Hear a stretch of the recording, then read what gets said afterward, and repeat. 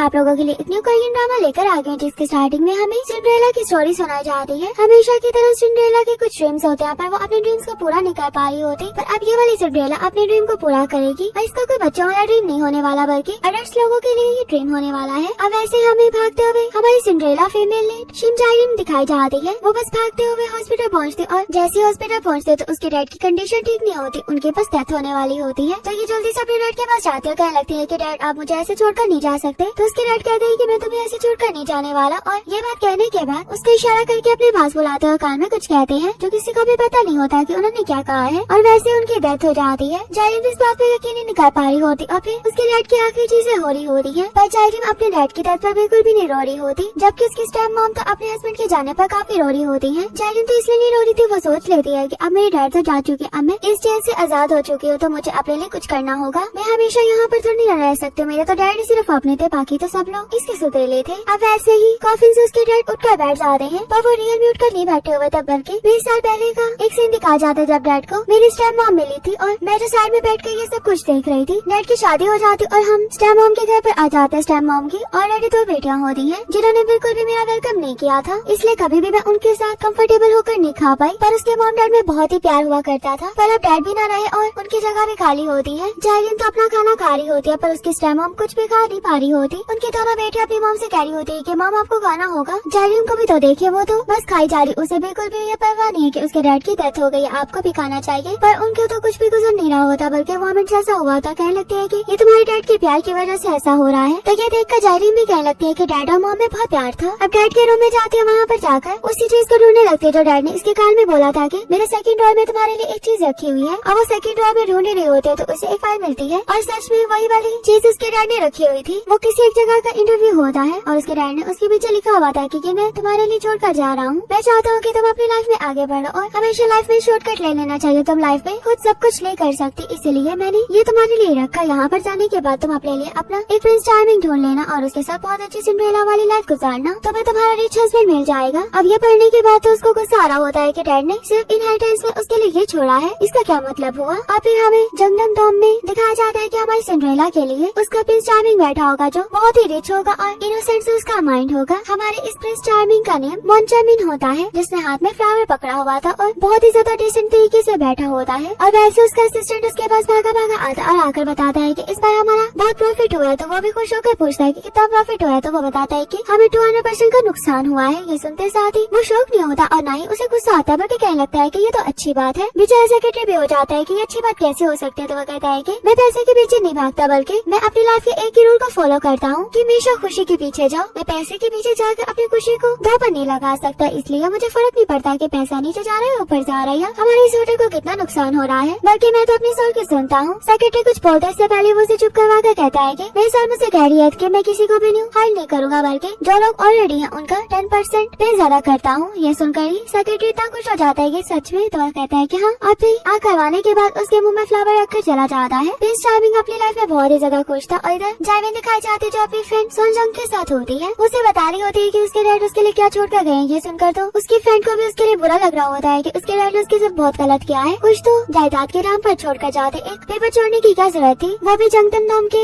Interview के लिए। तो कहने लगती है कि मुझे इस बात का दुख नहीं है, मुझे तो उनकी लिखी हुई बातों पर दुख आ रहा है। उन्हें ये लिखने की क्या जरूरत थी कि मैं कुछ भी अपनी लाइफ में खुद से नहीं कर सकती। उनका इतनी सी बात बोलने का मतलब क्या था। पहले तो कभी उन्होंने मुझे प्यार नहीं दिया, ना ही अपनी बेटी समझा। अगर अभी वो कुछ अच्छी बातें लिखते थे तो शायद मैं उन्हें माफ कर देती, पर ऐसा लगता है कि मैं उन्हें माफ नहीं करने वाली। पर सोच लेती है कि मैं कुछ करके दिखाऊंगी। तो उसकी फ्रेंड कहती है कि अगर तुम उदास हो तो उदास हो लो ना, और कहती है कि नहीं मैं उदास नहीं हूँ, और बस ड्रिंक पर ड्रिंक किया जा रही होती है। अब घर वापस आकर जब सोती है तो उसका ड्रीम में भी उसके डैडी नजर आ रहे होते, तो वो अपने डैड से वही क्वेश्चन पूछी होती है कि आपने मेरे लिए ऐसी बातें क्यों लिखी, जबकि उसके डैड कह रहे होते हैं कि तुम्हें कुछ करना होगा। उसे समझा रहे होते हैं पर वो समझने को तैयार नहीं होती। तो वो कहते हैं कि मेरे पास एक दूसरा रास्ता भी है। पंपकिन निकाल कर उसके ऊपर फेंकते, जिससे वो बांधी जाती। तो वो अपने डैड से कह रही होती है कि आपने ये मेरे साथ क्या किया, और ये रियल में भी ड्रीम की वजह से बोल रही होती है कि मेरे साथ आपने ऐसा क्यों किया। और जैसे उठते तो अपने ऊपर से ब्लैंकेट को हटाती है। वैसे उठते साथ उसको सोनजंग की कॉल आती है, जो उसे बताने लगती है कि मेरी एक जानने वाले की जंगदम टोंग में शादी हो रही, क्योंकि उसको वहीं पर उसका एक रिच पार्टनर मिल गया था और वहाँ का इनविटेशन मुझे भी आया हुआ है। सुनते साथ ही वो कहने लगती है कि फिर हमें भी शादी में जाना चाहिए, मैं वहाँ जाकर देखना चाहती हूँ कि वहाँ के लोग कैसे और ये शादी वगैरह में क्या क्या होता है। तो वो भी इसे लेकर जाने के लिए तैयार हो गई थी। अब ये जैसी रेडी वगैरह होने के बाद होटल के बाहर पहुँचते हैं तो उस ऑटो को देखते कि देखते रह जाते कि क्या ये इतना प्यारा है। और अंदर प्रिंस चामिन भी दिखाया जाता है जो शादी के लिए आया हुआ था। जब इसका सेक्रेटरी कह रहा होता है कि अगर आप ना भी आते तो कोई इशू नहीं था, तो वो कहता है कि मैं उनको कांग्रेचुलेशंस कहने के लिए आया हूँ, क्यों ना आता, आगे यहीं के लोगों की तो आपस में शादी हो रही है। वो लोग पार्टनर बन गए और मैं पार्टनर्स को देखने भी ना आता। ये कहकर उसे सेक्रेटरी को चुप करवा दिया था। और इधर आज की ब्राइड दिखाई जाती है जो अपने दोस्तों के साथ पिक्स वगैरह बनवा रही होती, तभी उसका एक्स बॉयफ्रेंड आ जाता है जो आकर से कहने लगता है कि तुम्हारा प्यार क्या इतनी जल्दी बदल गया, पर मैं तुम्हें शादी नहीं करने दूंगा। ये कहकर उसको लेकर जाने की ट्राई में होता है, जबकि चामिन ने तो उसे आते हुए देख लिया था कि ये बुके लेकर क्यों आ रहा है, पर यहाँ पर तो काफी ज्यादा बुके है ना, इसी वजह से उसका पीछा करते हुए आ गया था। और उससे कहने लगता है कि तुम ये ब्राइड के साथ क्या कर रहे हो, तो वो कहता है कि मेरी मर्जी में जो कुछ मर्जी करो, तुम कौन होते हो मुझे रोकने वाले। ये कहकर वापिस से ब्राइड की तरफ जाने लगता है। चामिन भी उसकी अच्छे से धुलाई करना स्टार्ट कर देता है, जिसके बाद तो बेचारे को गिरने के बाद होश ही नहीं आती। ये देखकर सभी लड़के इम्प्रेस हो गई थी, यहाँ तक कि ब्राइड भी इम्प्रेस हो जाते हैं। प्रिंस चामिन को तो फाइट करनी भी आती है। अब वो भी फाइट के बाद एक अच्छा सेक्शन मार के उन्हें वहाँ से चला जाता है। अब ब्राइड की एंट्री होती है, वो भी अपनी डैड का बाजू पकड़ कर आ रही होती है। तो ये देखकर जायरीन भी बस खुद को अपने डैड के साथ इमेजिन कर रही होती है कि क्या ब्राइड अपने डैड का बाजू पकड़ कर आती है। ये चीज उसे बिल्कुल भी अच्छी नहीं लग रही होती कि क्या डैड का बाजू पकड़ना जरूरी होता है, क्योंकि अब उसका डैड नहीं रहा था। उसकी बातों को सुनकर उसकी फ्रेंड कहती है कि हाँ ये पुरानी रस्में है, तो हमें ऐसा करना होता है। वैसे ब्राइड को चलने के लिए किसी के सहारे की जरूरत नहीं होती, पर फिर भी वो डैड का बाजू पकड़ कर आती है। और ये राउंड 2 में आ चुके, तो वो कहते हैं कि राउंड 2 क्या मतलब, क्या ये कोई गेम चल रही है, तो वो कहते हैं कि हाँ लाइफ एक गेम ही तो है। फर्स्ट राउंड होता है जिसमें आप कुछ भी कर सकते हो बगैर किसी सोच के, और दूसरा राउंड ये होता है कि आपको अपने लिए एक बेस्ट पर्सन ढूंढना होता है जिससे आप शादी करोगे और अपनी लाइफ बहुत अच्छी उसके साथ गुजारोगे। तो वो कहते हैं कि क्या शादी करना जरूरी होता है, तो संजंग कहती है कि हाँ शादी करना तो जरूरी होता है। अब चामिन भी खड़े होकर वेडिंग को एंजॉय कर रहा होता है, तो उसके असिस्टेंट को एक लड़की पसंद आ जाती है, तो उस लड़की को देख रहा होता है, साथ में चामिन को भी देखने को बोलता है। अब चामिन जैसे इस लड़की को देखता है तो वो लड़की तो इसकी तरफ एक्शन करने लग जाती थी। ये भी उसे एक स्टोन ही समझ लेता है, मार्बल का स्टोन, और दूसरी लड़की की तरफ देखता है तो वो भी एक्शन कर रही होती, तो उसे भी एक स्टोन समझ लेता है। अब तीसरी लड़की की तरफ देखता है तो वो भी सेम वैसे ही कर रही होती, तो इसे भी स्टोन समझ लेता है। जो भी लड़कियां उसकी तरफ देख रही होती सभी को वो स्टोन बना देता है। अब चामिन जो अपना चुप करके बैठे होते तो उसके सामने केक आता है जो पंपकिन की शेप का होता है, तो उसको देखते साथ ही उसको डैड के साथ वाला ड्रीम याद आता है। उसे याद करते ही वो फौरन से पंपकिन का मर्डर करने लग जाती है कि आज तो मेरे हाथों जिंदा नहीं बचोगे, क्योंकि उसे वो बिल्कुल भी अच्छा नहीं लग रहा होता जब से डैड के ड्रीम में आया था। उसका मतलब भी उसे कुछ खास पसंद नहीं आता ड्रीम का। अब मैरिज एंड हो जाती और चामिन भी वहाँ से जाने लगता है अपनी स्टिक को साफ करने के बाद, पर उससे पहले जो वो साइड में कपड़े का पीस रखता है वो उठकर वहाँ से जाने लगता है। तो उसे जाते हुए देखकर कहने लगता है कि वैसे भी मैं इसे फेंकने वाला था। ये कहकर वहाँ से चला जाता है, जबकि वो कपड़े का पीस जायरीन के पास आ जाता और वो काफी ज्यादा महंगा होता है, तो उसे देखकर वो शौक हो जाती है कि इतना महंगा पीस मेरे पास आया है। तो फौरन से उसको अपनी नेक की इकिट बांध लेती है। अब घर पर आती है तो डाइनिंग टेबल पे बैठकर अपनी स्टेप मॉम की बातें सुन रही होती है। उसकी स्टेप मॉम अपनी रिंग दिखाते हुए कहने लगते हैं कि ये तुम्हारे डैड ने मुझे दी थी और ये उनके प्यार की निशानी है, जबकि उनके पास पैसे भी नहीं थे, फिर भी उन्होंने मुझे पता नहीं कहाँ से ये लाकर रिंग दी थी। अब जायरीन बातें तो सुनी होती है, पर उसे पता होता है कि डैड ने ये पैसे कहाँ से लिए थे, क्योंकि फिरने वाले दिन जो एक पर्सन वहाँ पर आया हुआ था वो पहले तो जायरीन से काफी अच्छे से बात कर रहा होता है, भी बताता है कि तुम्हारे डैड ने मुझसे पैसे लिए हुए थे, क्या तुम मुझे वो पैसे वापस करोगी। तो वो जब वो डैड का कर्जा देखते तो वो बहुत ही ज्यादा पैसे होते हैं। ये देखकर ही वो शौक हो गई थी, पर फिर उसे कहते हैं कि मैं आहिस्ता आहिस्ता आपको ये पैसे वापस कर दूंगी। तो उससे पता था कि डैड ये पैसे कहाँ से लेकर आया है, और वैसे ही पता लगता है कि जायरीन की स्टेप मॉम प्रेग्नेंट हो चुकी थी। उसकी स्टेप सिस्टर हवाजिन को जब ये बात पता लगता है तो वो अपनी मॉम को बातें सुनाने के लिए आ जाते और वो इस घर से भी जा रहे थे, क्योंकि डैड के बाद ये घर किसी का भी नहीं रहा था, क्योंकि आखिर उन्होंने डैड के पैसे वापस करने थे। हवाजिन को तो बहुत ही ज्यादा गुस्सा आ रहा होता है, यहाँ तक कि डैड के पिक को देखकर कहने लगते हैं कि मैं आपको नहीं छोड़ूंगी, आपने ये क्या किया। मॉम क्या अपनी उन बच्चा एक दुनिया में लेकर आएंगी, आगे हमारे पास कुछ नहीं रहा। जबकि उसकी मॉम तो उसके डैड के कानों पर हाथ रख देती है कि वो इसकी एक भी बात ना सुने, और फिर जायरीन की तरफ हो जाते हैं कि तुम नहीं बचोगी, तुम्हारे डैड थे ना। और ये बातें करते हुए वो वहीं पर गिर जाती, क्योंकि उसकी कोई भी बात नहीं सुन रहा था। फिर उसकी मामों से उठाने लग जाती है, पर वो यही चाहती थी कि जैसा हो रहा है वैसा कुछ भी ना हो। अब जायरीन भी चीजें वगैरह इकट्ठी कर रही होती है, तो उसको कुछ अपनी ड्राइंग्स मिलती हैं, जिन ड्राइंग्स में उसने अपना एक स्केच बनाया हुआ था। तो उसे अपना एक पास्ट याद आता है जब वो ड्राइंग में तो जाना चाहती थी पर पार्ट टाइम जॉब कर रही थी, और उसकी मॉम भी नहीं थी। वहाँ पर वो एक मॉम को देखते जो अपनी बेटी को बहुत ही ज्यादा प्यार से खाना खिला रही होती, उसके लिए खाना लेकर आई हुई थी। तो ये भी उन्हें देखकर अपना खाना खाने लग जाती है। अब इसको स्केचिंग वगैरह का भी शौक होता है, इसलिए इसने सोचा था कि वो ड्राइंग अकेडमी में जाएगी, वहाँ पर बात करने के लिए भी जाती है, पर वो बताते हैं कि यहाँ का खर्चा बहुत ही ज्यादा $1000 है। तो सॉरी मुझे बुरा लग रहा है ये कहते हुए कि तुम यहाँ पर क्लासेस नहीं ले सकते। तो वो कहने लगते हैं कि मैं पार्ट टाइम जॉब करती रही, क्योंकि मैं इस ड्राइंग अकेडमी में आना चाहती थी वेकेशन टाइम में। तो वो कहती है कि क्या आपने इस बारे में अपने पेरेंट्स से बात किया। तो वो तो इस बात से चुप हो जाते हैं कि उसके पेरेंट्स उसके लिए क्या कर सकते हैं। वैसे तो उन्होंने इसको अपनी बेटी से समझा नहीं होगा, इसीलिए इन सब चीजों को याद करने के बाद अपने ड्राइंग्स की चीजें एक शॉपर में डालती और वहाँ से जब बाहर लेकर आने लगती है तो अपनी फैमिली की सब बातों को सुन रही होती है, जिसमें से ये पता लगता है कि डैड उसकी स्टेप सिस्टर्स की एक आंट को भी संभाले थे, जो उन्होंने ये बात अभी तक नहीं बताई थी बल्कि राज रखी हुई थी। इसी वजह से उनके पास आज तक कुछ भी नहीं था। तो वो दोनों सिस्टर्स कहने लगते हैं कि आपको ये बात हमें बतानी चाहिए। तो वो कहते हैं कि हम ये बात तुम लोगों को नहीं बताना चाहते थे, कभी भी नहीं बताना चाहते थे, क्योंकि हम चाहते थे कि तुम लोग आराम से अपनी आंट की बनाई हुई किमची खाते रहो। पर उसकी स्टेप सिस्टर को अपनी माँ पर बहुत ही ज्यादा गुस्सा आ रहा होता है और जायरिम को भी ये बात पता लग जाती है कि उसके इस घर में बिल्कुल भी जगह नहीं है। वो सभी रात में अपने ड्रेस वगैरह बास्केट में फेंक देती और सोची होती है कि उसे क्या करना चाहिए, कहाँ पर जाना चाहिए, उसके लिए कहाँ रहने की जगह है। और इधर चामिन दिखाया जाता है जो बबल्स बना रहा होता है। तो उसका सेक्रेटरी उसे कह रहा होता है कि आप बबल्स बनाने की जगह ना इससे अच्छा सिगरेट पी लो। तो वो कहता है कि मैं सिगरेट नहीं पीता, मैं अपनी खुशियों को ऐसे वेस्ट नहीं होने दूंगा सिगरेट पी कर। तो वो कहता है कि तुम्हारे बबल्स पीने की वजह से मुझे फ्लोर साफ करना पड़ता है क्योंकि वो स्लिपरी हो जाता है, तो बबल्स बाहर पिया करो, यहाँ अंदर पीना अलाउ नहीं है। ये सुनकर उसका मूड बन जाता है। तो क्या लगता है कि मुझे देखो कितना बुरा लग रहा है कि हमारे यहाँ से दो लोग आपस में पार्टनर बन जाते और फिर यहाँ से चले जाते हैं। तो वो कहने लगता है कि प्यार कितना अच्छा होता है, दो लोग आपस में प्यार करते और फिर साथ में जिंदगी गुजारते हैं। पर वो कहने लगता है कि वो लड़की प्यार करने वालों में से नहीं है, बल्कि उसने तो अपने लिए बहुत कुछ सोचा होगा जिसकी वजह से वो उसके साथ गई है। पर सेक्रेटरी को तो ये सब प्यार लग रहा होता है, जबकि चामिन इस बात को नहीं मारा होता। और दिखाया जाता है कि चामिन की फैमिली एक दूसरे घर में अपना सामान वगैरह ट्रांसफर करे होते हैं क्योंकि डैड का घर उनके हाथ से जा चुका था। अब वहाँ पर एक ही रूम होता है जिसमें जायमिन और हवाजिन दोनों साथ में रहने वाली थी। हवाजिन बोल देती है कि मैं इस बेड पर सोऊंगी और तुम्हें नीचे सोना होगा। तो वह कहती है कि मैं नीचे क्यों सोऊं, तुम भी तो सो सकती हो ना, वैसे भी तुम अपने जिस्म को स्लीपिंग बैग की तरह भी यूज कर सकते हो। ये सुनते साथ ही से गुस्सा होता है, कहने लगती है कि मैं तुमसे बड़ी हूं ना, तो तुम्हें मेरी बात माननी होगी। तो वो भी चुप करके इसकी बात मान लेती है और कहने लगती है कि कोई भी दिन ऐसा नहीं होगा जो मुझे इसके बगैर गुजारना होगा, बल्कि सारे दिन इसके साथ गुजारने होंगे। यही सोच कर उसे बहुत ज्यादा गुस्सा आ रहा होता है, जबकि उसकी स्टेप मॉम तो अपनी डांस क्लासेस के लिए पहुंची होती है और वहाँ पर डांस तो सिखा रही होती है। पर सभी लोगों को उसकी फिक्र होती है कि आप तो प्रेग्नेंट हो, क्या आपके लिए ठीक रहेगा। तो वह कहती है कि कुछ नहीं होता, क्या प्रेग्नेंट होकर मैं कोई काम नहीं कर सकती। अब वो अपना बैली डांस स्टार्ट कर देती और वैसे इतना डांस करने के बाद वहीं पर गिर जाती है। हॉस्पिटल में होती है वैसे भागते हुए। जायरिम आती है तो डॉक्टर उसे देखकर बताने लगती है कि तुम्हारी मॉम भी ठीक है और उनका बच्चा भी बिल्कुल ठीक है, बस तुमने इनका अच्छे से ख्याल रखना, इनके साथ रहना है, इन्हें अकेला बिल्कुल भी नहीं होने देना। तो वो कहती है कि ठीक है मैं ऐसा ही करूंगी। तो वो अपनी मॉम के ऊपर ब्लैंकेट ठीक से देने लगती है तो उसकी मॉम की आँख खुल जाती और उठकर बैठ जाती है और जायरिम का हाथ पकड़ कर कहने लगती है कि इतनी बूढ़ी एज में मैं प्रेग्नेंट हो गई हूँ, इसलिए मैंने सबको मुश्किल में डाल दिया, सबको परेशान कर दिया है। मैं तुम्हारे डैड के जाने के बाद भी तुम्हारा उतना ही ख्याल रखूंगी जितना हम दोनों मिलकर तुम्हारा ख्याल रखा करते थे। स्टेप मॉम की बातों ने तो उसका दिल ही जीत लिया था और बताने लगते है कि मैंने डैड को ड्रीम में देखा था और उन्होंने मुझे एक पंपकिन दिया था। तो उसका मतलब ये भी होता है कि एक न्यू मेंबर आने वाला है। ये बात सुनते साथ ही वो शौक भी होते हैं, उनसे भी लग जाते हैं और साथ में अपने बेटे को हक भी कर लेती है। तो कुछ से कहने लगती है कि क्या मुझे अब स्टेप मॉम का भी ख्याल रखना होगा। तो वो इनके साथ अपने फ्यूचर को इमेजिन करती है कि मैंने बच्चे को उठाया होगा, उसे संभाली होंगी, पर हमारे घर पर बिल्कुल भी पैसा नहीं होगा, हम लोग गरीब हो जाएंगे। तो जो खाना मैं बच्चे के लिए हवाजिन से मांगूंगी तो वो उसने खा लिया होगा। और हवाजिन कहने लगती है कि मुझे भूख लगी हुई थी इसलिए मैंने खा लिया, यहाँ पर हमारे पास खाने के लिए भी तो कुछ नहीं है। जबकि मॉम की तबीयत बिल्कुल भी ठीक नहीं होती। वो उठकर हवाजिन से कहने लगती है कि फॉर्मूला सारा तुम्हारे मुंह पर लगा हुआ है, उसे साफ कर लो। और वापस से गिर जाते हैं कि मुझे भूख लगी हुई है। ये सब इमेजिन करके उसे कुछ हो रहा होता है कि ये क्या होगा, मुझे कुछ न कुछ करना होगा, अपने लिए जॉब ढूंढनी होगी, वरना हमारे हालात ऐसे ही हो जाएंगे। ये बड़े होने के साथ साथ कितनी बड़ी जिम्मेदारियां आ जाती हैं। और यहीं पर हमारा ये पार्ट भी एंड हो जाता है। अगर आप लोग इसका पार्ट 2 देखना चाहते हो तो वीडियो को ज्यादा से ज्यादा लाइक करना ताकि मैं आप लोगों के लिए इसका पार्ट 2 लेकर आऊँ। ओके।